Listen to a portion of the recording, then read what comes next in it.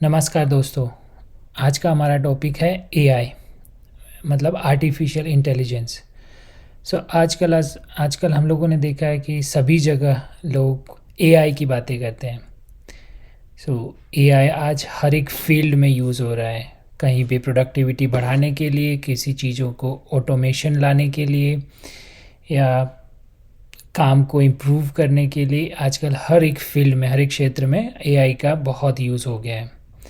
आज हम इस वीडियो में डिस्कस करेंगे कि एआई है क्या और ये काम कैसे करता है। मैं आज आपको इस वीडियो में आर्टिफिशियल इंटेलिजेंस के बारे में इंटरनल और टेक्निकल जानकारी आसान शब्दों में प्रोवाइड कराऊंगा। इसके एलिमेंट्स क्या हैं, ये काम कैसे करता है, और आज पूरा जानकारी आपको मैं दूंगा इसमें। तो चलिए शुरू करते हैं वीडियो की डेफिनेशन से, मतलब आर्टिफिशियल इंटेलिजेंस है क्या और ये काम कैसे करता है। एआई क्या है। अगर आप लोगों ने देखा होगा कोई भी एआई का पिक्चर अगर इंटरनेट पे या कहीं पे भी, तो उसमें ह्यूमन ब्रेन को ज़रूर दिखाया जाता है। इसका मतलब ही यही है कि एआई एक ऐसी टेक्नोलॉजी है जो कंप्यूटर्स को ह्यूमंस की तरह सोचकर, समझकर, एनालाइज करके कोई भी टास्क को परफॉर्म करने के लिए कैपेबल बनाता है। इसीलिए देखेंगे हर जगह कहीं पे भी अगर एआई का पिक्चर है तो उसमें ह्यूमन ब्रेन ज़रूर होता है। एक साइड में ह्यूमन ब्रेन होता है और उसी के पैरेलल एक उसकी टेक्नोलॉजी की और सर्किट की एक इमेज होती है जो ह्यूमन ब्रेन को मिमिक करती है, या उसी के जस्ट रेप्लिका डिज़ाइन करते हैं। तो इसका रीज़न यही है क्योंकि आर्टिफिशियल इंटेलिजेंस एक ऐसा टेक्नोलॉजी है जो कंप्यूटर्स को इस तरीके से ट्रेन किया जाता है, इस तरीके से उनमें डेटा फिल करके उनको ऐसा ट्रेन करके एक ऐसा कैपेबल बनाया जाता है कि वो ह्यूमंस की तरह बिल्कुल सोच कर, एनालाइज करके वो आपको रिजल्ट दें। इसी को कहते हैं एआई, जिसमें ह्यूमन की इंटेलिजेंस रिक्वायर्ड होती है। ऐसा ऑपरेशंस, ऐसे टास्क परफॉर्म करता है कंप्यूटर। इसीलिए हम इसे कहते हैं आर्टिफिशियल इंटेलिजेंस।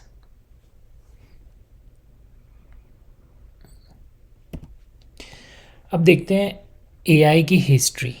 हिस्ट्री में ये है कि आर्टिफिशियल इंटेलिजेंस ऐसे तो बहुत पुराना है, बहुत ही पहले से इस पे रिसर्च वगैरह चल रहा है, लेकिन फर्स्ट इसको इंट्रोड्यूस किसने किया, और ये फर्स्ट आर्टिफिशियल इंटेलिजेंस, ये टर्म, ये शब्द आया कहाँ से। 1956 में आर्टिफिशियल इंटेलिजेंस जो ये टर्म है ये सबसे पहले इंट्रोड्यूस किया गया, और इसके लिए सबसे पहले इसे जॉन मैकर्थी ने इंट्रोड्यूस किया था। फिर मार्विन लिंसमिंस्की और नेथेलिया रॉचेस्टर, ये तीनों ने मिल के ये शब्द को एक ऑफिशियली अनाउंस किया।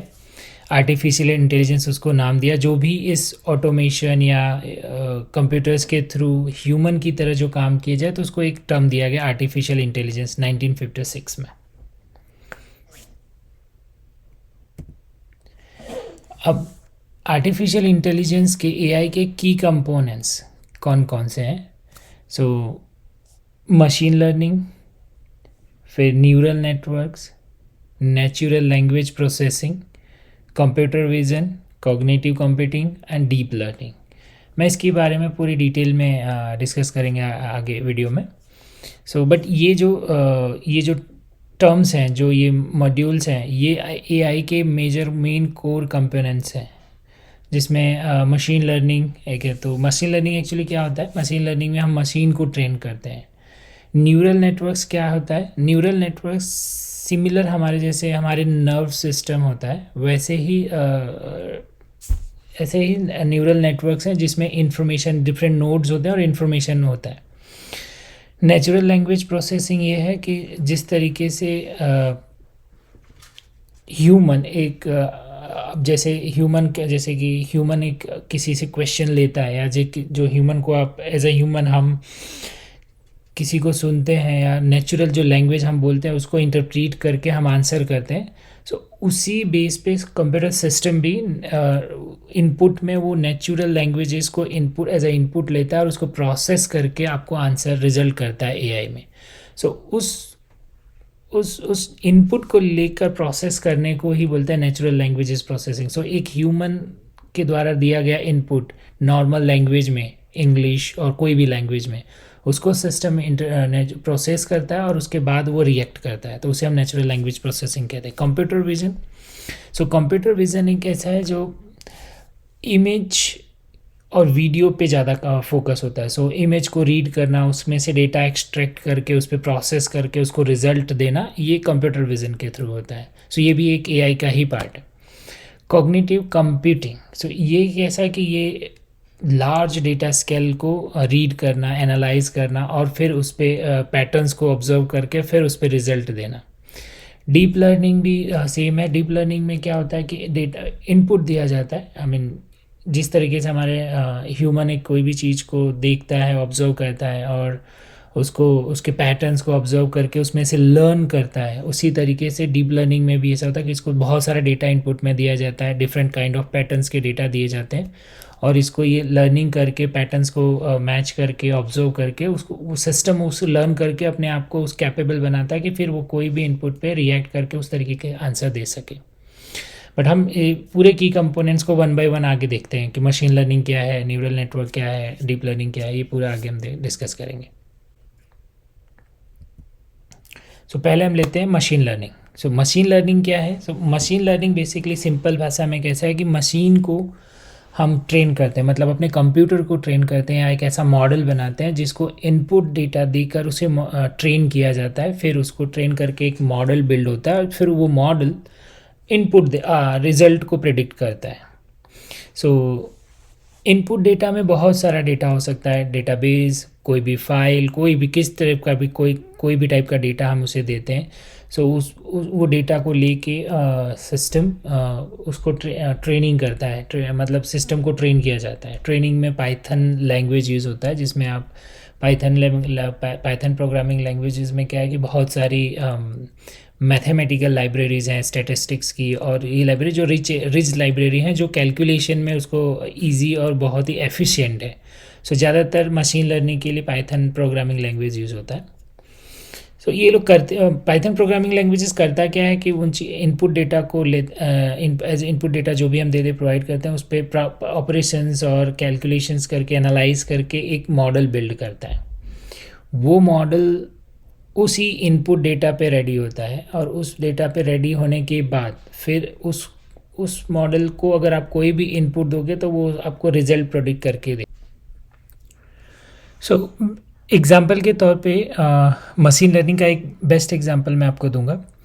सो आपने देखा होगा कि आजकल एप्लीकेशंस आपको प्रोडक्ट रिकमेंडेशन करती हैं। सो कोई भी एप्लीकेशन है, फ्लिपकार्ट है, मिंत्रा है, कोई भी एप्लीकेशन है, ऑनलाइन स्टोर है जो आपको रिकमेंडेशन प्रोवाइड करती है। नेटफ्लिक्स है, नेटफ्लिक्स में भी आपने देखा होगा कि आपको वीडियोज़ या और मूवीज़ या जो भी उनके प्रोडक्ट हैं, आइटम है, उनका रिकमेंडेशन आपको प्रोवाइड करती हैं। सो बेसिकली वो बैकग्राउंड में वो आपको रिकमेंडेशन किस बेस पे प्रोवाइड करती हैं, तो वो सब डिपेंड होता है डेटा। सो जो भी यूज़र इन एप्लीकेशंस को यूज़ करता है वो अपने एक्चुअली क्या होता है कि एप्लीकेशंस में एनालिटिक्स कलेक्ट होता है। एनालिटिक्स क्या है कि एप्लीकेशन में यूज़र जो भी एक्टिविटी करता है उसे ट्रैक किया जाता है, उसको कैप्चर किया जाता है, जिसके लिए गूगल एनालिटिक्स और भी अलग थर्ड पार्टीज़ हैं जो एनालिटिक्स, एडोबी है, ऐसे बहुत सारी कंपनियां हैं जो एनालिटिक्स प्रोवाइड करती हैं। सो आप जैसे कि आपने कोई भी स्क्रीन विज़िट की तो उसका वो पूरा टैगिंग और वो पूरा डेटा वो अपने सिस्टम में स्टोर करते हैं कि कितने यूज़र ने ये स्क्रीन, ये प्रोडक्ट को विज़िट किया, तो वो पूरा डेटा उनके पास होता है। सो वो उस डेटा को वो मशीन लर्निंग के थ्रू सिस्टम को देते हैं। सो एक मॉडल बिल्ड होता है जिसमें पूरा ईयर वाइज डेटा, कौन से मंथ में कौन सा प्रोडक्ट है, किस टाइप के यूज़र कौन से टाइप का प्रोडक्ट ज़्यादा पसंद करते हैं, वो पूरा डेटा एक सिस्टम को दिया जाता है और एक मॉडल ट्रेनिंग करते हैं, सिस्टम को ट्रेन करते हैं। सो इस टाइप के ट्रेनिंग को प्रोवाइड करने के लिए क्लाउड कंप्यूटर्स यूज़ होते हैं जिसमें बहुत ही हाई कॉन्फ़िगरेशन रैम और सिस्टम की कॉन्फ़िगरेशन बहुत हाई होती है, बिकॉज ये टाइम टेकिंग प्रोसेस है। इसको अगर आपको करना है तो हाई कॉन्फ़िगरेशन सिस्टम चाहिए। सो ज़्यादातर लोग अमेज़ॉन, गूगल क्लाउड और माइक्रोसॉफ्ट के क्लाउड कंप्यूटिंग सिस्टम्स को यूज़ करते हैं, क्योंकि नेचुरली आपको इतना हाई कॉन्फ़िगरेशन सिस्टम बिल्ड करना काफ़ी कॉस्टली होता है। सो वंस उनके पास डेटा अवेलेबल होता है तो उस डेटा को वो लेकर ट्रेनिंग देते हैं सिस्टम को और एक मॉडल बिल्ड होता है। फिर ये मॉडल का काम क्या करता है, मॉडल बिल्ड होने के बाद इस मॉडल को कोई भी इनपुट दोगे तो आपको वो रिजल्ट देगा। कि फॉर एग्जांपल जैसे कि मेरा यूज़र का आईडी दिया मैंने उसको, तो अगर वो उसी डेटा पे ट्रेंड हुआ है तो वो मॉडल मुझे बता के देगा कि इस यूज़र को क्या क्या चीज़ें पसंद है, कि यार लास्ट 6 मंथ में इस यूज़र ने कितना कौन सा कंटेंट कौन सा प्रोडक्ट ज़्यादा विजिट किया है एप्लीकेशंस पे। सो बेस्ड ऑन दैट डेटा वो आपको नेक्स्ट अपकमिंग प्रिडिक्शन करके देगा कि ओके यूज़र को ये चीज़ें ज़्यादा पसंद है, इस ड्यूरेशन में या इस पर्टिकुलर टाइम फ्रेम में यूज़र ने ये ज़्यादा ऑर्डर किया है लास्ट टाइम, तो उस रिलेटेड आपको प्रोडक्ट का रिकमेंडेशन आने लगता है। सो ये पूरा आर्टिफिशियल इंटेलिजेंस पे काम करता है, जिसमें मशीन लर्निंग एक इम्पॉर्टेंट रोल होता है। तो इस तरीके से मशीन लर्निंग काम करता है। अब बात करते हैं deep learning. So deep learning actually क्या है? सो डीप लर्निंग एक मशीन लर्निंग का ही टेक्निक है। आई मीन डीप लर्निंग जैसे एक human brain large number of data को देखकर उसमें उनका नर्वस सिस्टम जिस हिसाब से ह्यूमन ब्रेन का नर्वस सिस्टम जिस हिसाब से काम करता है, वैसे ही डीप लर्निंग भी काम करता है। सो इस पे कंप्यूटर को या सिस्टम को ट्रेन किया जाता है with large number of data. So उन लार्ज नंबर डेटा में से पैटर्न्स को ऑब्जर्व करके डेटा को एनालाइज करके एक कंप्यूटर अपना एक नॉलेज बिल्ड करता है और फिर उसको रिकॉग्नाइज करता है in complex patterns, like text में से कुछ पैटर्न्स को एक्सट्रैक्ट करना, इमेजेस में से कुछ पैटर्न्स को एक्सट्रैक्ट करना, साउंड में से कुछ पैटर्न्स को एक्सट्रैक्ट करना। ये इस तरीके से डीप लर्निंग काम करता है। तो जैसे कि आपने देखा होगा कि इमेज में मैंने बताया कि यहाँ पे जिस हिसाब से ये देखो कॉम्प्लेक्स एक न्यूरल नेटवर्क का पूरा आर्किटेक्चर है, इसमें मल्टीपल डिफरेंट नोड में से वो डेटा कलेक्ट करके उनको एनालाइज करके अपने आप अपना नॉलेज बिल्ड करता है, इसलिए हम उसको बोलते हैं डीप लर्निंग। सो ये पूरे एक लार्ज डेटा में से चीज़ों को एक्सट्रैक्ट करके उसको पैटर्न मैचिंग करके इस तरीके से रिकॉग्नाइज करके एनालाइज करके अपने नॉलेज को इस तरीके से बिल्ड करता है कि जब उसको कोई और एक्चुअल इनपुट आएगा उसको कुछ क्वेश्चन के तौर पे, फिर उस क्वेश्चंस में से वो उन नोड में से डेटा को निकाल के पैटर्न को बिल्ड करके वो चीज़ों को मैच करके देगा। सो जैसे कि एग्जांपल के तौर पे अगर मैं आपको बताऊं तो आपने देखा होगा कि अभी कोविड में एक रेलवे स्टेशंस पे हमने देखा था जहाँ पे जो फेस मास्क अगर यूज़ नहीं कर रहा था तो उसको अलर्ट आ रहा था या फिर वो डिटेक्ट कर रहे थे कि फेस मास्क किसने पहना है किसने नहीं पहना है। सो ये उस डीप लर्निंग से हुआ। सो पहले एग्जांपल के तौर पे पहले एक सिस्टम को ट्रेन किया गया विदाउट फेस मास्क और विद फेस मास्क, तो उनको बहुत सारा डेटा दिया होगा इनपुट में जो फेस को रिकॉग्नाइज करेगा, फिर उसके बाद वो फेस को आइडेंटिफाई करेगा, उसके बाद फेस पे वो फेस मास्क पहना है कि नहीं वो आइडेंटिफाई करेगा। सो उसके लिए पहले उसके as a training data set उन लोगों को उस सिस्टम को बहुत सारा इमेजेस दिया होगा जिसमें कुछ ऐसे होंगे जिसमें फेस मास्क नहीं पहना होगा और कुछ होंगे ऐसे जो फेस मास्क नहीं पहना होगा। तो ये जो डेटा है वो लेबल डेटा हम बोलते हैं, क्योंकि उस इमेजेस को उन्होंने एक दो लेबल में कंसीडर किया कि किसने फेस मास्क नहीं पहना है और फेस मास्क पहना है। सो उस इमेज दो कैटेगरी की इमेज बनाई as a training data set, और ये ट्रेनिंग डेटा सेट इतना बड़ा होता है कि thousands of 20,000 images different type को इमेजेस उनको दिया जाता है, वो सिस्टम को दिया जाता है as a training data set. फिर जैसे इस केस में दो कैटेगरी दिया, एक फेस मास्क और एक विदाउट फेस मास्क। तो मान लीजिए उसको 5,000 और 10,000 डेटा सेट दिए टोटल दोनों के, तो सिस्टम इस पे उस एज अ ट्रेनिंग डेटा उस सिस्टम में उसमें से वो लर्न करेगा, अपना नॉलेज बिल्ड करेगा। फिर जब भी उसके सामने अब एक बार नॉलेज उसका बिल्ड हो गया, उसके बाद वो मॉडल रेडी हो गया डीप लर्निंग से, तो उसके बाद जब आप उस कैमरा से कैप्चर करके उसको जब वो इमेज देंगे रियल टाइम में, तो उस पे से उस इमेज को वो एनालाइज करेगा और अपने नॉलेज में से जो उसके पास नॉलेज है जो उसने ट्रेनिंग लिया है दोनों इमेजेस पे से फेस मास्क वाला और विदाउट फेस मास्क वाला, उसमें से वो आइडेंटिफाई करके बताएगा कि okay this is not face mask और दिस इज़ फेस मास्क। सो इस टाइप पे डीप लर्निंग के थ्रू, मशीन लर्निंग और डीप लर्निंग के थ्रू सिस्टम और कंप्यूटर और जो सॉफ्टवेयर मॉडल जो हमने बनाया है वो आइडेंटिफाई करता है कि ये फेस पे मास्क नहीं है और ये फेस पे मास्क है। सो इस तरीके से एक डीप लर्निंग प्रोवाइड किया जाता है सिस्टम को with large number of data set.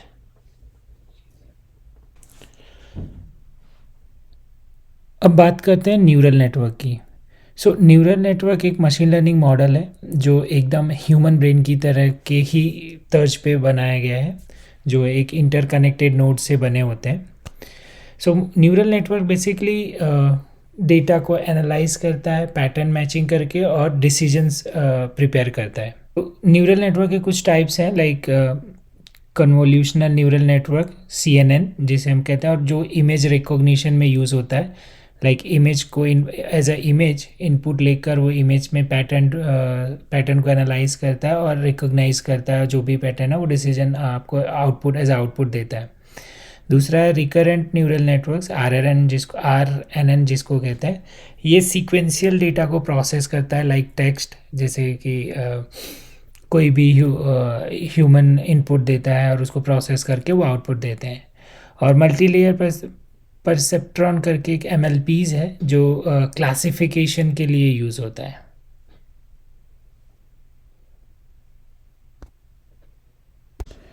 सो अब बात करते हैं NLP की, मतलब natural language processing. So natural language processing एक सिस्टम है, एक टूल है जिससे सिस्टम और कंप्यूटर ह्यूमन लैंग्वेज को समझता है और डिसीजन लेता है।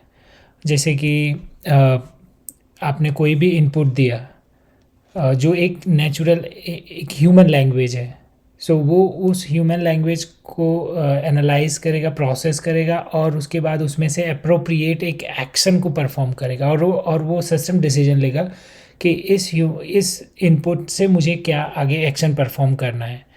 तो इसका यूसेज देखेंगे machine translation, speech recognition, text summarisation और सेंटिमेंट एनालिसिस में यूज़ होता है। जैसे कि आपने देखा होगा हमारे जितने भी चैटबॉट्स हैं, कोई भी चैटबॉट है वो ह्यूमन लैंग्वेज पे ही काम करता है, बिकॉज हम लोग उसमें इनपुट देते हैं। तो जैसे बोलते हैं कोई भी एक इनपुट दिया जिसमें एक पूरा एक सेंटेंस जाता है, बट उसमें से सिस्टम और वो सॉफ्टवेयर एक्शन को आइडेंटिफाई करता है। सो जो पूरा टेक्स्ट को और इनपुट को एनालाइज करता है, उसमें पैटर्न मैचिंग करके एक एक्शन परफॉर्म करता है। जितने भी जैसे हमारे सीरी है, गूगल असिस्टेंस है, कोई भी वर्चुअल असिस्टेंस एप्लीकेशंस होगी जो एक ह्यूमन लैंग्वेज और एक नेचुरल लैंग्वेज को इनपुट लेके उसमें से एक एक्शन परफॉर्म करते हैं। ओके, अब बात करते हैं कंप्यूटर विज़न की।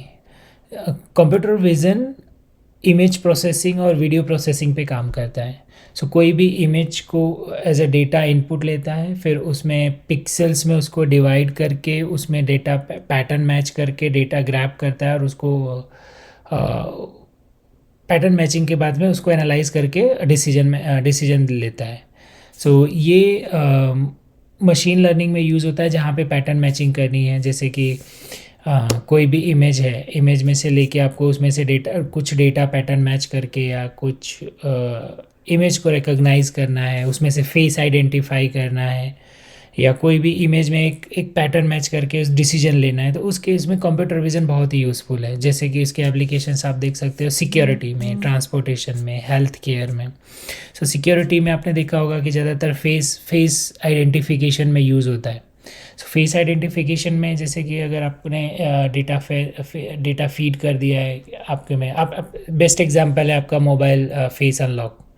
सो वो भी एक कंप्यूटर विज़न पे ही काम करता है, जिसमें से पहले फेस में से इमेज में से जब भी आप अपना कैमरा या फिर अपना डिवाइस अपने सामने रखेंगे, वो फेस में से और उस इमेज में से पहले फेस को आइडेंटिफाई करेगा, फिर आपके फेस को डिटेक्ट करके उसमें फेस को रिकॉग्नाइज करेगा, उसके बाद आपका सिक्योरिटी फ़ोन से अनलॉक होता है। तो ये एक कंप्यूटर विज़न के थ्रू होता है, इमेजेस को प्रोसेस करके।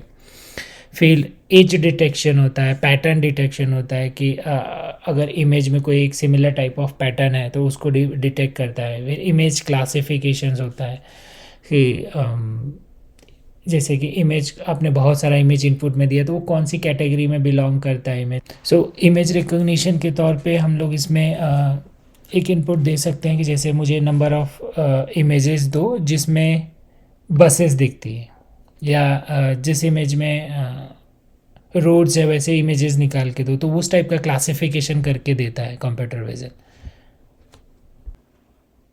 अब बात करते हैं कॉग्निटिव कंप्यूटिंग की। सो कॉग्निटिव कंप्यूटिंग भी एक एआई ही है, एक एआई का पार्ट है जो ह्यूमन थॉट प्रोसेस पे काम करता है। सो जिस तरीके से एक ह्यूमन ब्रेन चीज़ों को समझता है, देखता है और लर्न करता है और रिएक्ट करता है, सेम उसी उसी उसी उसी के बेस पे कॉग्निटिव कंप्यूटिंग भी काम करता है।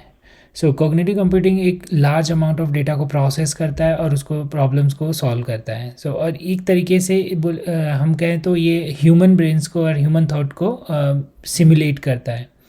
उसमें से जैसे डेटा एनालाइज करना, पैटर्न मैचिंग करना और लर्न करना from large amount of data. So ये एक तरीके से ह्यूमन की को ही रेप्लिकेट करता है। सो जैसे कि उसके एप्लीकेशंस आप देख सकते हैं कि फाइनेंस में, हेल्थ केयर में और कस्टमर सर्विस और मैन्युफैक्चरिंग सेक्टर में ये बहुत यूज़फुल होता है। जैसे कि फाइनेंस सेक्टर में फ्रॉड डिटेक्शन और इन्वेस्टमेंट प्लान करना, हेल्थ केयर में डिसीज़ को आइडेंटिफाई करना और उसके लिए ट्रीटमेंट प्लान करना, कस्टमर सर्विसेज में personalise customer experience. So based on the amount of data, so जो डेटा में से उसने लर्न किया है उसके हिसाब से पर्सनलाइज एक्सपीरियंस यूजर्स को प्रोवाइड करना।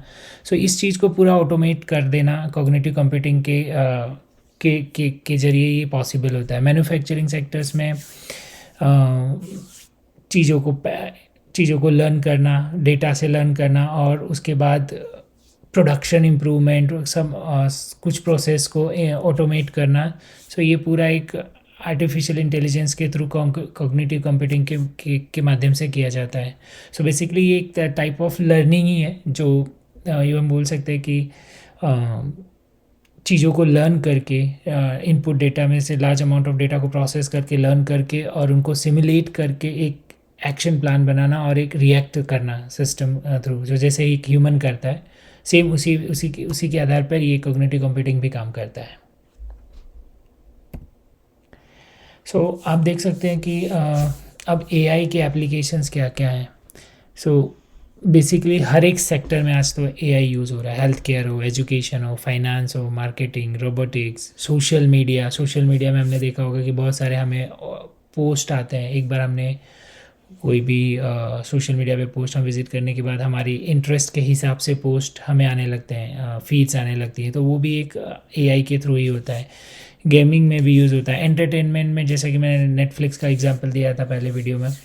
सो एंटरटेनमेंट के सेक्शन में देखेंगे नेटफ्लिक्स जैसी और भी एप्लीकेशन है जो ओटीटी प्लेटफॉर्म पे एप्लीकेशन है, वो हमारे इंटरेस्ट को, यूज़र के इंटरेस्ट को अंडरस्टैंड करती हैं, लर्न करती हैं डेटा से, एंड देन वो हमें अपने उस हमारे इंटरेस्ट के हिसाब से हमें वीडियोस या जब मूवीज़ को सजेस्ट करते हैं। स्पीच रिकॉग्निशन में भी यूज़ होता है, जहाँ पे जैसे कहीं पे हमने देखा होगा कि वॉइस कमांड्स के थ्रू कुछ सिस्टम ऑपरेट होते हैं, तो उसमें वॉइस को रिकॉग्नाइज करके फिर उसको एक्शन अलाउ करना।